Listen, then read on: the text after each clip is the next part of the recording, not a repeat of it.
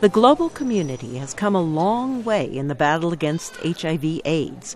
With proper treatment, people with HIV can live long, healthy lives. And if they take anti-AIDS drugs, the amount of the virus in their blood can be so small that it's impossible to infect other people. The U.S. Centers for Disease Control says a daily pill can prevent HIV infection for those who don't have the virus.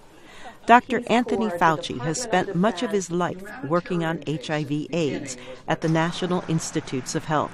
He says globally, we have turned a corner on the virus. If you look at the trajectory of the epidemic, we are on a course towards ending it in the sense of as we know it, because we've always known it as going up, now it's flattening off, and now it's going to start to go down. And we're starting to see that decline.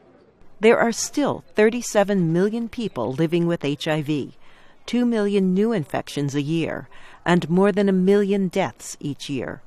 But even in sub-Saharan Africa, there's progress. UN AIDS reports that new HIV infections declined by 41% since the year 2000.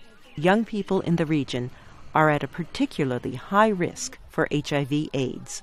Older men are infecting young women between the ages of 15 and 24, and then those young women 5 to 6 years later go on to infect their young male partners in their 20s. So if you want to change the total course of the HIV epidemic, you have to get older men on treatment, and then you have to implement programs that allow young women and facilitate young women staying HIV negative. Those most at risk are intravenous drug users and homosexual men. Rodney McCoy is an AIDS activist who is HIV positive.